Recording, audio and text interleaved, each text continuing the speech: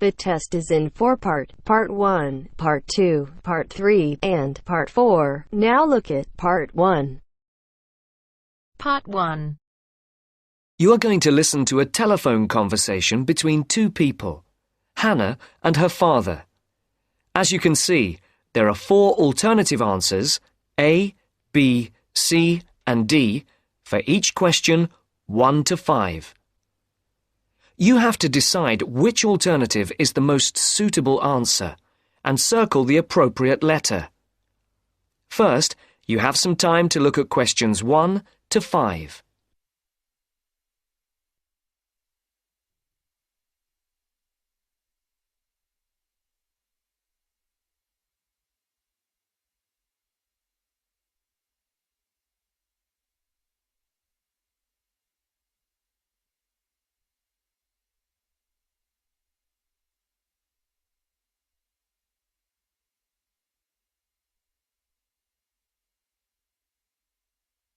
Now listen to the first part of the conversation and answer questions 1 to 5.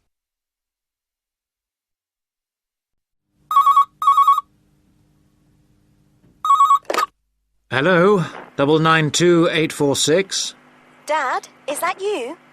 Hannah? Dad, I'm phoning... The line isn't very clear. Yes, I know. I'm on a mobile and the signal isn't very good. I'll see if I can move. Is that any better? Yes, that's much better. Just don't move. I'll try not to. Have you found a place to live yet? Yes, I think I have at last. Wonderful. I'm relieved because I'm fed up looking. I didn't think it was going to take me 3 weeks. It hasn't been easy for you. I suppose it's the beginning of the academic year, and you have all the new students looking for places as well. Yes, that's one reason. But this place is also full of new technology companies, and there are lots of young people looking for somewhere to live. And you know what that means. Higher rents as well. Yes, much higher. Well, tell me, how much is it? It isn't cheap for this area. It's £400 a month. That's much more than you had expected. Yes, it is. But I can't face looking anymore. I want a place where I can put my things instead of living out of a suitcase. I don't want to stay in this hotel any longer. I guess not. So, what's the new place like? Oh, it's really, really nice. Oh, good. It's in a very quiet street. It's a 2nd-floor flat with 1 double bedroom, a large living room, kitchen and toilet and bathroom. Sounds very nice. Oh, it is. And guess what? Yes? It's got a small roof terrace looking onto the garden at the back. Great. And it's big enough to have my plants and a small table and chairs. Brilliant. Before the speakers continue their conversation, look at questions 6 to 10.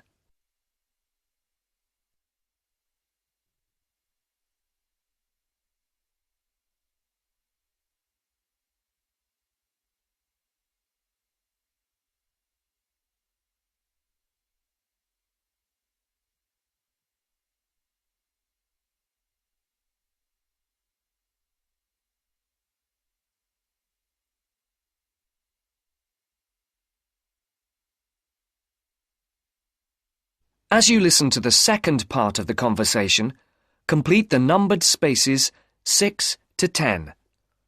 For questions 8 to 10, write no more than 3 words for each answer. Now, what's the address? It's 22B White Hart Road. 22E. No, 22B. B for banana. Right. And it's White Hart Road? Yes? And the postcode? Oh, I don't think I've got it. OK. No, here it is. It's EX15 9RJ. This line is bad. Is that EX50? No, it's EX15. OK. I don't think I know the road. It's a side road, But you do know the area because it's off Garrett Lane. Oh, right. Which end? The other end from the stadium? So, it won't be too noisy then? You can still hear it from here when there's a match on. When are we going to see you? Well, I was going to come down on Friday evening after work, and then we could bring my things by van on Saturday afternoon. I want to move all of my stuff out, to give you and Mum more space. We'll need to hire a van then. It's okay. I'll pay for it. No, don't worry. It'll be a gift from your mum and me. Oh, Dad, it's okay. No, I won't hear of it. We'll pay. All right. Thanks, Dad. And if you're taking everything, we might need to hire a container lorry. Oh, Dad! I'm only joking. I know. I'll hire the van for the Saturday then. I can pick it up first thing in the morning. Right. And then return it in the evening. Are you sure you don't want to stay overnight? No, I'd best get back the same day. You know what your mum's like. She'll only worry. If I remember rightly, it's about 3 hours by road? Yes, roughly. Well, if we leave by lunchtime, we'll be there mid-afternoon. Okay. Then a couple of hours to unpack. Then? We could go to a nice restaurant round the corner. Definitely. My treat. You're on. But I'll have to be away by about 7:30-ish. Okay. Right then. Mum wants to have a word. I'll see you Friday. Bye, Dad. I'll hand you over to her. Bye. That is the end of part 1. You now have half a minute to check your answers.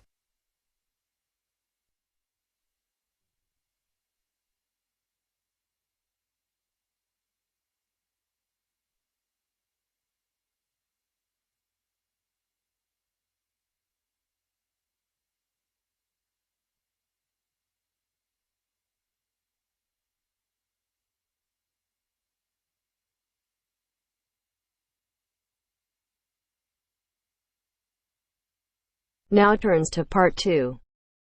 Part 2. You'll hear someone talking to a group of university students.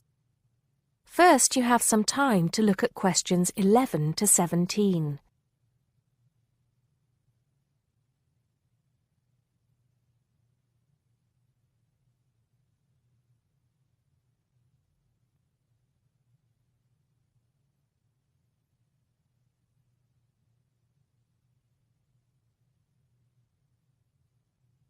Now listen carefully and answer questions 11 to 17. Good morning, everybody, and welcome to Upton University. I hope you are settling in and beginning to find your way around. I know how confusing it can be when you start life at university, and that's why we have Freshers Week to help you find your feet. Before I go any further, I should perhaps introduce myself. My name is Sally Jackson, and I am the Secretary of the Students' Union, which has organized this week of events for you. You will usually find me in the office on the first floor of this building when I'm not attending lectures. Anyway, down to business. Of course, there are a few things that you are obliged to get done during your first week here. But once you've opened a bank account, if you haven't got one already, seen your director of studies to discuss which courses you are going to take, and signed up with a doctor, there will be plenty of time left to enjoy the events we have arranged for the week. And have we got a lot lined up for you? Throughout the week from Monday to Friday, every morning starting at 10 a.m., there will be orientation and welfare events. These will include tours of the campus, which, as you have probably noticed, is the size of a small town with 9,000 residential students, as well as sessions on developing study skills. We also have tours of Upton itself arranged for you, with a bus leaving from outside this building every afternoon at 5 o'clock. There are a number of interesting things to do and see in and around Upton, so you can expect visits to the castle and museum as well as the popular Ghost Walk. You'll need to sign up for this one, as numbers are limited. Just put your name on the list on the notice board in the entrance lobby. An important event is scheduled for Monday, that's the day after tomorrow, when we will be holding the academic fair. This is an opportunity for you to speak to students and academic staff about the courses that are on offer. The academic fair starts at 1 o'clock, by the way. There are a couple of other fairs that I think will interest you. First of all, we have the Societies Fair on Tuesday the 16th, which I think is an absolute must. You might not believe it, but the university has over 150 societies and sports clubs you can sign up for, so you are sure to find something of interest to you. That also starts at 1 o'clock, and it will be here in the Union Building. Also in this building is the Trade Fair on Wednesday from 2 until 5 in the afternoon. This one might sound a bit strange because you will find a load of banks and other businesses here trying to get your custom. You will find plenty of bargains and, best of all, a lot of the businesses give away stuff for free. Before you hear the rest of the talk, you have some time to look at questions 18 to 20.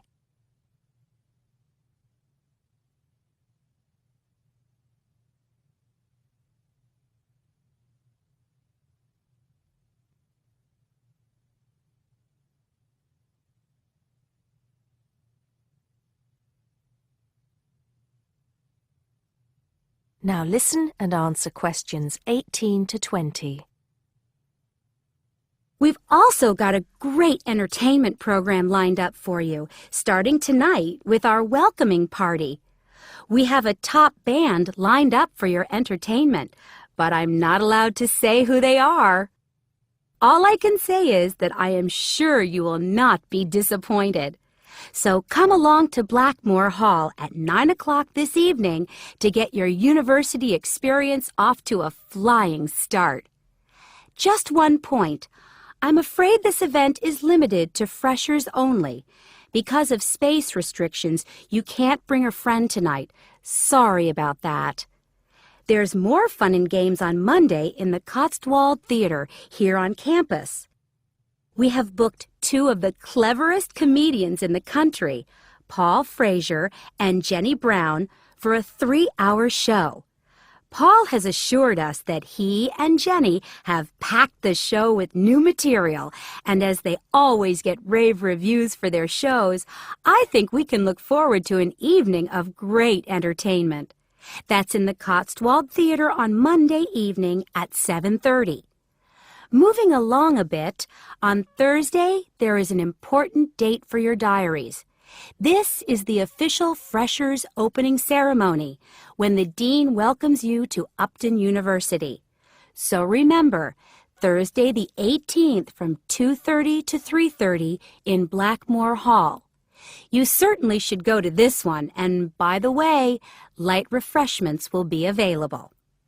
At the end of the week, on Saturday, you have the chance to dress up in your smartest evening wear for the official Freshers' Ball. Actually, although it's called a ball, it is quite a relaxed affair, so we are more than happy if you turn up wearing jeans and a t-shirt. The important thing is to relax and enjoy yourselves. Time and place are the same as for this evening's party. Blackmore Hall from 9 in the evening to 3 o'clock in the morning. Right. I think I've covered the most important and exciting events we have lined up for you, but there will be plenty of other things going on throughout the week, so remember to check the notice board in the entrance lobby regularly. Enjoy the rest of the day, and I look forward to meeting as many of you as possible this evening at the welcoming party. That is the end of part 2. You now have half a minute to check your answers.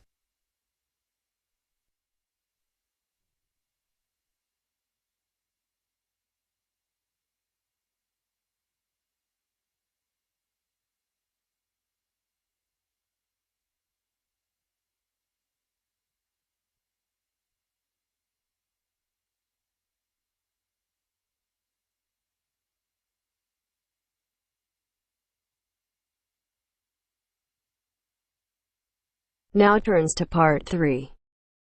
Part 3. You will hear a discussion about a system of writing for the blind known as Braille.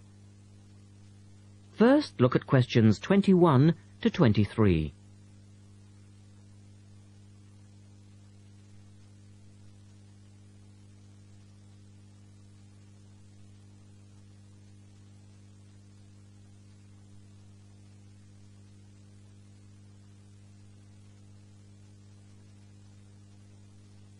Now listen to the first part of the discussion and complete the notes for questions 21 to 23.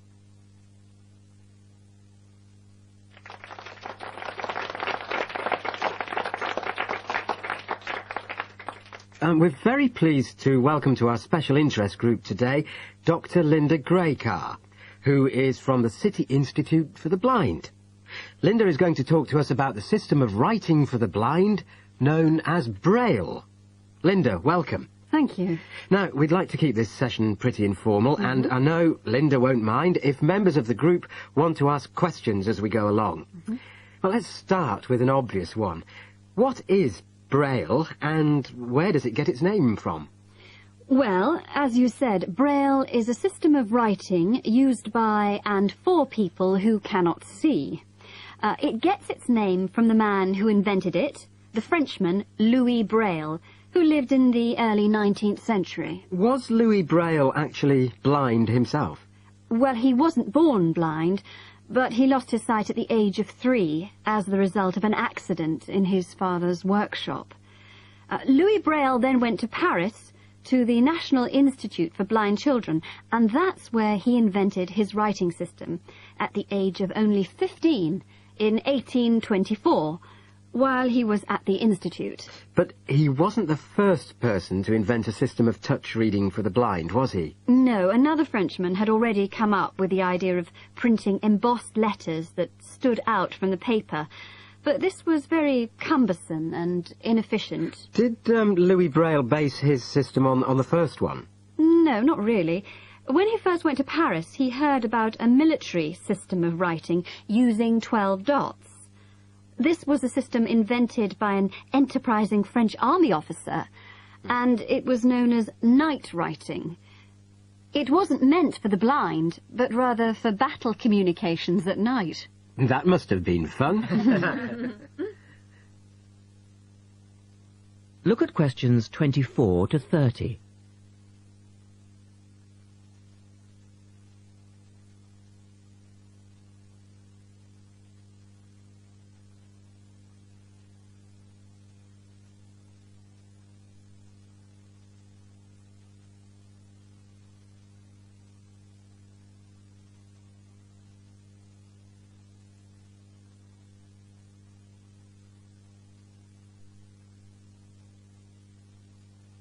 Listen carefully and answer questions 24 to 30.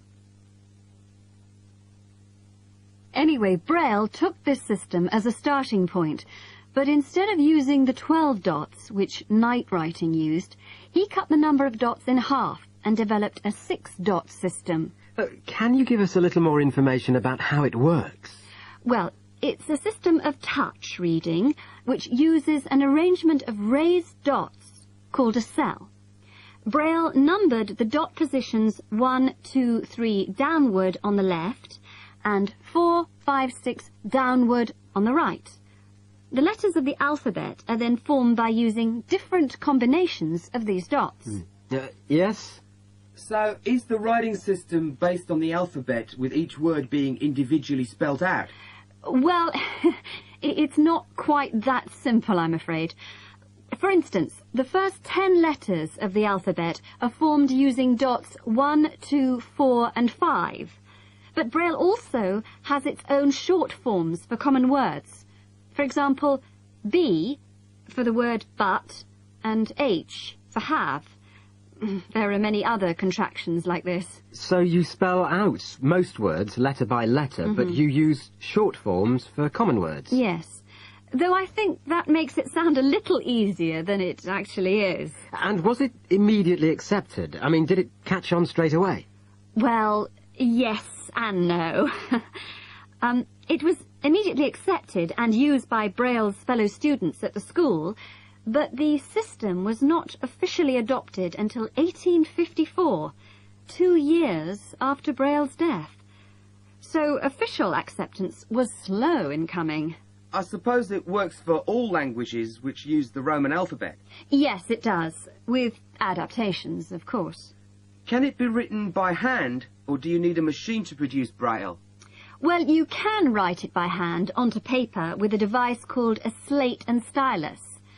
But the trick is that you have to write backwards, from right to left, so that when you turn your sheet over, the dots face upwards and can be read like English from left to right.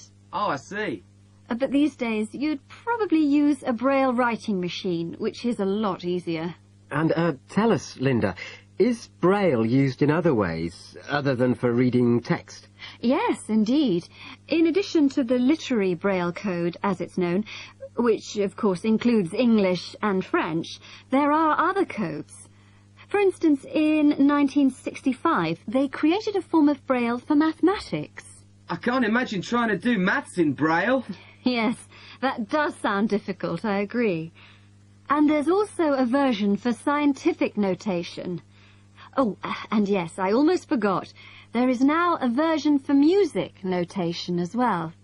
Well, thanks, Linda. That was most interesting. Now, does anyone have any last questions? Yes. Roughly how long does it take to learn to read Braille?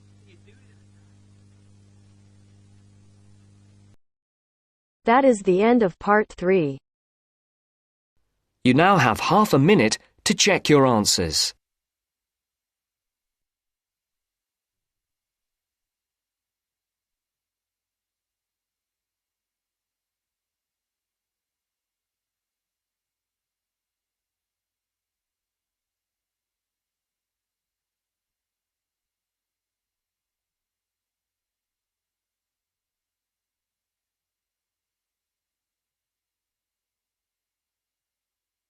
Now turns to part 4. Part 4. You are going to hear a talk introducing the courses and entry requirements of the Department of Psychology. You now have some time to look at questions 31 to 35.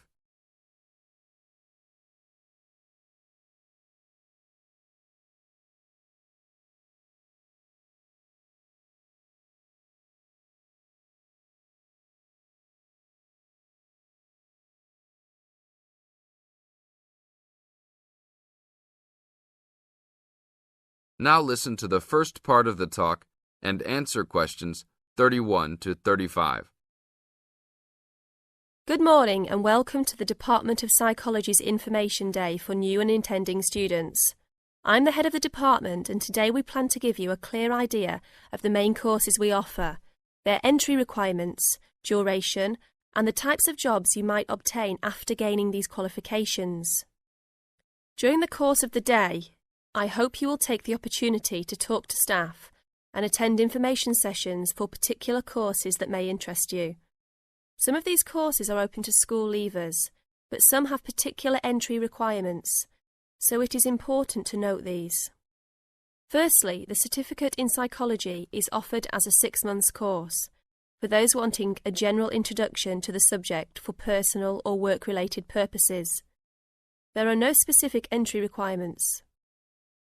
At undergraduate diploma level, we provide a 1-year diploma in psychology course, designed for those already in employment, whose work and previous training is not in psychology.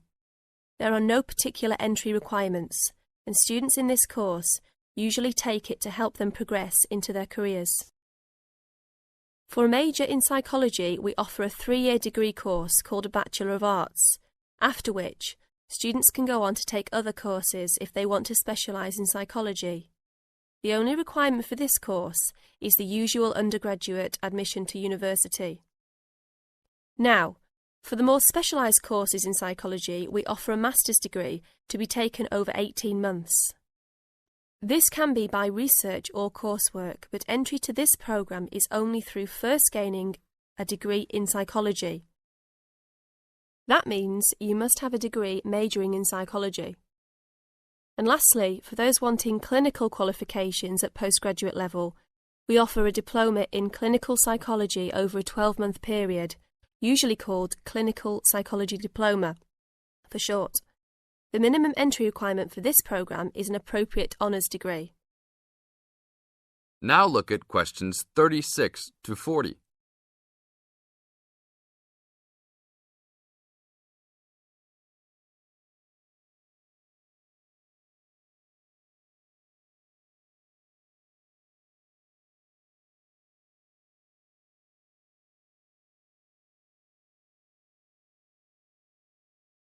Listen carefully and answer questions 36 to 40. Now, it's also important that you have some understanding of the types of work these courses can prepare you for, and it's useful to know the relationship between the work you might do after you complete the course and the work of others who have studied different courses in psychology. As I said before, the certificate in psychology is for personal interest or possibly for work-related purposes, but doesn't qualify you in any particular way.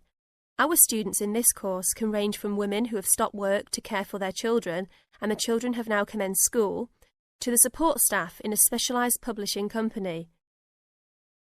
They really vary a lot. The undergraduate diploma usually attracts people working in offices such as banks or in some government departments. If you gain a degree with a major in psychology, again, you are not professionally trained, but this could enable you to undertake further training to obtain professional qualifications, or it might just be part of a first degree that will help you to get a good job that doesn't require particular specialisation at that stage. After completing a master's degree, you would expect to have some specialisation, perhaps in research or on a particular aspect of psychology, such as child development. For those who also have a clinical diploma, there are a wide range of jobs available. Some focus on helping people with personal adjustment or family problems. Others might concentrate more on using psychological tests, or perhaps working in particular institutions, such as those for the mentally ill, or in prisons. There are many other job opportunities, so if you are interested to discuss possibilities with any of the staff today. That is the end of part 4. You now have half a minute to check your answers.